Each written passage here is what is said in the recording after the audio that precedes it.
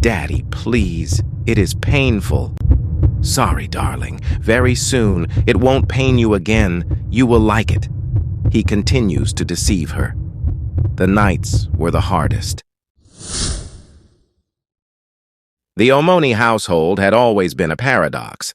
From the outside, it seemed like a place of love and unity, with neighbors often admiring how Jane Omoni worked tirelessly to keep her family afloat. Yet, within the walls of their modest two-bedroom apartment, silence had become the loudest sound. Lois, their 5-year-old daughter, sat on the cold cement floor of the living room, hugging her knees. Her once bright eyes now bore a shadow of sadness, a stark contrast to the vibrant laughter that used to echo in the house. Jane Omoni's life revolved around the bustling city market. She sold vegetables, rice, and yams, leaving the house before dawn and returning after sunset. Her husband, Mr. Omoni, had lost his job 2 years ago, and his inability to secure another had turned him into a bitter, frustrated man. The joblessness not only strained the family's finances, but also eroded his sense of purpose. Jane believed her hard work could compensate for his inadequacies, oblivious to the growing darkness within her own home. Lois often stayed home with her father after school in the afternoon, which she loved so much because of how her father loved her growing up. But later on, Mr. Omoni's frustration manifested in ways that defied the very essence of fatherhood. At first, it was small touches here and kisses there. But soon, it escalated into unspeakable acts. Each time Lois tried to speak to her mom was impatient. "Lois, not now. Can't you see I'm tired?" Jane would say, brushing off her daughter's trembling voice. Mr. Omoni would sneak to his daughter's room when she comes back from school in the afternoon and begin to touch her inappropriately. He would usually force himself on her while she screamed and shouted in pain. "Daddy, please. It is painful." "Sorry, darling. Very soon. It won't pain you again. You will like it." He continues to deceive her. The nights were the hardest. Lois lay awake, clutching her teddy bear, thinking silently what her father was really doing. She wanted to believe that her mother's love could shield her, that one day Jane would listen, or at least explain to her. But each passing day deepened her isolation. The walls of the apartment seemed to close in on her, trapping her cries within their cracks. Her once lively voice grew faint, and her world became a void of despair. Little did Jane know, her neglect was the accomplice to the horrors unfolding under her roof. Lois's spirit dimmed as she learned to hide her pain behind forced smiles and confusion. But even the bravest hearts have limits. The story of how a child's silent cries were finally heard was only just beginning. Lois's mornings began like clockwork. She would wake up before sunrise, ensuring she was dressed and ready before her father stirred. The routine had become her armor, a fragile shield against the unpredictability of the day. Her small hands would carefully pack her school bag, though the weight she carried wasn't just books. Each pencil and notebook seemed to echo the secrets she couldn't write down, the words she dared not say. At school, Lois's teachers noticed the change. The once lively girl who eagerly raised her hand now avoided eye contact. Her work, once neat and detailed, had grown sloppy, her handwriting reflecting the chaos inside her. When asked if she was okay, Lois would nod quickly, forcing a smile that never reached her eyes. Her silence was both her prison and her protection. Jane, oblivious to her daughter's struggles, was consumed by her daily grind. The market was both her livelihood and her distraction. As she haggled with customers over prices, she remained unaware of the storm brewing at home. To her, Lois's quietness was just a phase, a child's moodiness that would pass. She had no idea that her daughter's silence was a desperate plea for help. One afternoon, Lois decided to try again. She waited for her mother to return from the market, her small frame perched on the edge of the worn-out sofa. As Jane walked in, her face tired and her hands laden with bags, Lois hesitated. "Mama," she began, her voice barely audible. Jane sighed, setting down her load. "Lois, I'm tired. Go and do your homework," she said dismissively. The child's shoulders slumped as she retreated to her room, her heart heavier than before. That night, Lois stared at the ceiling, tears streaming silently down her face. She wondered if she would ever find the courage to speak again. As the clock ticked on, she resolved to bury her pain deeper. What she didn't know was that fate was about to intervene in a way no one could have anticipated. It was an unusually quiet afternoon when Jane decided to return home earlier than usual. The market had been slow, and her body ached for rest. She trudged through the narrow streets leading to their apartment, with the weight of her unsold goods pressing on her shoulders. On reaching the house, she noticed something odd. The door was slightly ajar. Alarmed, she pushed it open, her heart pounding. As Jane stepped into the living room, her ears caught a faint sound from Lois's room. It was muffled, but unmistakable. She froze for a moment, fear creeping up her spine. Gathering her courage, she moved closer, each step feeling heavier than the last. When she reached the door, what she saw made her gasp in horror. There, in the dimly lit room, was Mr. Omoni, touching their little daughter Lois inappropriately. For a moment, Jane stood paralyzed, her mind struggling to process the scene. The sight of her daughter's tear-streaked face snapped her out of the haze. Rage and guilt surged through her as she lunged at her husband, shouting at him to stop. Mr. Omoni recoiled, caught off guard by Jane's unexpected return. Lois, trembling and clutching her torn dress, ran to her mother's side. Jane held her tightly, whispering apologies between sobs. The weight of her neglect hit her like a tidal wave. She had failed to protect her child, dismissing her cries for help as mere dramatics. Jane wasted no time. She called the police, her hands shaking as she dialed. To create interesting African folktale stories like this one for your YouTube channel and get your YouTube channel monetized in 30 days or less, just like I got my YouTube channel monetized in exactly 24 days, join the free mini training now using the link in the description or the pinned comment. Mr. Omoni was arrested that evening, his weak excuses falling on deaf ears. The neighbors gathered, their whispers a mix of shock and condemnation. As he was led away, Jane vowed to never let her daughter's voice go unheard again. That night, as Lois lay in her mother's arms, Jane silently promised to rebuild the trust she had broken. The journey ahead would be long and fraught with challenges, but for the first time, Lois felt a glimmer of hope. Her voice had been heard, and her pain was no longer hers to bear alone. The days following Mr. Omoni's arrest were a blur for Jane. The house, once filled with tension, was now eerily quiet. The absence of his presence was a relief, but the void was a stark reminder of the horrors Lois had endured. Jane knew she couldn't undo the past, but she was determined to mend the pieces of her daughter's shattered world. Lois, however, had retreated into herself. She barely spoke, her eyes avoiding her mother's. Jane's attempts to engage her in a conversation were met with silence. "Lois, do you want to eat?" she would ask, only to receive a small shake of the head. The once bubbly child had become a shell of her former self, and Jane felt very guilty every passing moment. Seeking help, Jane reached out to a local counseling center. It was a small, modest place, but the counselors were warm and experienced. Lois was hesitant at first, clinging to Jane's side during their initial visit. The counselor, a kind woman named Auntie Bose, spoke gently to Lois, assuring her that she was safe. "You're very brave, Lois," she said with a reassuring smile. "And you don't have to carry this alone anymore." The first few sessions were slow. Lois would sit quietly, drawing pictures instead of speaking.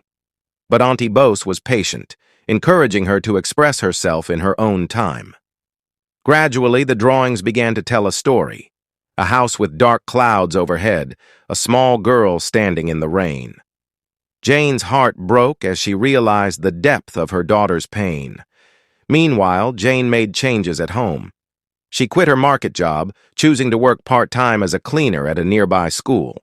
It meant less income, but it gave her more time with Lois. She spent hours sitting with her, reading stories, and assuring her that she was loved. One evening, as they sat together on the sofa, Lois spoke for the first time in weeks. "Mama," she whispered, her voice trembling. Jane turned to her, tears welling up. "I'm sorry I didn't listen," Jane replied, pulling her daughter into a tight embrace. "But I'm here now, and I'll never stop listening." It was a small step, but it marked the beginning of their healing journey. Together they began to rebuild their bond, one day at a time. The days turned into weeks, and while the shadow of the past lingered, there was a sense of cautious hope growing in the Omoni household. Jane and Lois began to establish a routine centered on togetherness. The small acts, like eating breakfast together, walking to the nearby park, and even folding laundry, became the building blocks of their healing. Lois started expressing herself more, though her words often came hesitantly. Jane learned to be patient, giving her daughter the space she needed. One sunny afternoon, as they sat under the old mango tree near their apartment, Lois spoke softly. "Mama, I thought you didn't love me." Jane's chest tightened at the words, but she took a deep breath before responding. "Lois, I've made mistakes, but I've always loved you. I just didn't know how to show it properly. But I'll do better, I promise." Counseling sessions with Auntie Bose also played a pivotal role in Lois's journey. During one session, Lois handed Auntie Bose a drawing that showed a little girl holding a bright red balloon. "This is me now," she explained with a shy smile. It was a small yet significant step toward reclaiming her joy. At home, Jane found solace in prayer and reflection. She began attending a support group for parents, where she shared her story. The group became a lifeline, offering her guidance and reminding her that she wasn't alone in her struggles. One evening, Lois surprised Jane by asking if they could cook together. "I want to make jollof rice," Lois said, her eyes lighting up. Jane's heart swelled with emotion. "Of course, my love," she replied, pulling out the ingredients. The kitchen, once a place of hurried meals and tension, was now filled with laughter and the fragrant aroma of tomatoes and spices. Despite their progress, the journey wasn't without its setbacks. There were nights when Lois would wake up screaming, memories of her trauma flooding back. Jane would hold her close, singing softly until she calmed down. Those moments, though painful, reinforced Jane's resolve to be the mother Lois deserved. By the end of the month, a sense of normalcy began to return to their lives. Lois started smiling more, her laughter a sound Jane had almost forgotten. And for Jane, seeing her daughter's happiness was all the motivation she needed to keep moving forward. It was clear. The road to healing was long, but together they were taking every step, one day at a time. The morning sun streamed through the curtains of their modest living room, casting warm rays onto the floor where Lois sat with a coloring book. Jane watched her daughter from the kitchen, a soft smile tugging at her lips. For the first time in months, Lois seemed at peace, humming quietly as she colored. But Jane knew their journey was far from over. The wounds might have begun to heal, but scars remained, and she was determined to address every one of them. Jane had recently begun attending parenting workshops organized by the local community center. The sessions were eye-opening, teaching her how to communicate effectively and build trust with Lois. One key takeaway had been the importance of creating a safe space for children to express themselves. That evening, Jane decided to put her new knowledge into action. "Lois," Jane called gently, sitting beside her daughter on the couch. Lois looked up, her eyes curious but wary. "I want us to have a special time every day where we can talk about anything you want. It can be about school, your dreams, or even your worries. What do you think?" Lois hesitated, her small hands clutching the edge of her dress. Then she nodded, a faint smile appearing on her face. "Can we call it our time?" she asked softly. Jane nodded enthusiastically, her heart swelling with gratitude. Their first hour time was filled with laughter as Lois shared stories about her favorite books and her dreams of becoming a teacher. Jane listened intently, encouraging Lois to speak freely. Over time, these moments became a cherished part of their daily routine. At school, Lois's teachers began noticing a change. She participated more in class, her confidence slowly returning. Jane stayed in touch with them, ensuring she was involved in every aspect of Lois's life. One evening, Lois approached Jane with a notebook in hand. "Mama, I wrote something," she said shyly. Jane opened the notebook to find a short story about a brave girl who defeated a monster with the help of her loving mother. Tears filled Jane's eyes as she read the words, realizing just how far they had come. That night, as Jane tucked Lois into bed, she whispered, "You're my hero, Lois." The little girl smiled, her eyes filled with a quiet strength. For the first time in a long while, both mother and daughter slept peacefully, knowing they were no longer alone in their struggles. Their journey was still unfolding, but the darkness no longer defined them. Together, they were rewriting their story, one of hope, love, and the unbreakable bond between a mother and her child. Weeks turned into months, and the Omoni household gradually began to feel alive again. Lois was still reserved, but her moments of silence were now interspersed with shy smiles and quiet laughter. Jane poured every ounce of her energy into creating a nurturing environment for her daughter. While the scars of the past could never be erased, their wounds were slowly being replaced by newfound strength. Jane had joined a parents' support group where she shared her story and listened to others navigating similar struggles. The group became her anchor, providing her with tools to support Lois better and a safe space to unburden her own guilt. Through these sessions, Jane learned to balance her need for self-forgiveness with the urgency of rebuilding trust with Lois. At school, Lois's transformation didn't go unnoticed. Her teachers observed her growing confidence and her willingness to participate in small group activities. One day, her class was tasked with drawing their happiest memory. Lois hesitated at first, but then she began sketching a picture of herself and Jane baking cookies in their kitchen. When her teacher asked about it, Lois smiled and said, "It's from our time with Mama." Their evening hour time had become a cherished ritual. Some nights they would play games, on others they would talk about their feelings or simply sit in comfortable silence. Jane made sure Lois always led the conversations, encouraging her to voice her thoughts freely. "You're important, Lois," she often reminded her daughter. "Everything you feel matters." Lois also began to open up more during her sessions with Auntie Bose. One day, she surprised Jane by showing her a letter she had written. "It's for Papa," Lois explained quietly. The letter wasn't angry or accusatory. Instead, it expressed the hurt she had felt and her wish to move forward without fear. Jane, though overwhelmed with emotion, encouraged Lois to keep expressing herself in whatever way she needed. Despite the progress, there were still challenges. Some nights, the flashbacks were a painful reminder of the past, but they also underscored how far they had come. One afternoon, as they walked home from the park, Lois reached up to hold her mother's hand. "Mama," she said softly, "do you think I'll ever stop feeling scared?" Jane knelt beside her, looking into her daughter's eyes. "I think the fear might come and go, my love. But what's stronger than fear is love. And I'll always be here to help you feel safe." Lois nodded, a small smile spreading across her face. It wasn't a perfect solution, but it was enough. Together, they were building something stronger than the pain they had endured, a bond rooted in love, resilience, and the promise that no matter what, they would face the future side by side.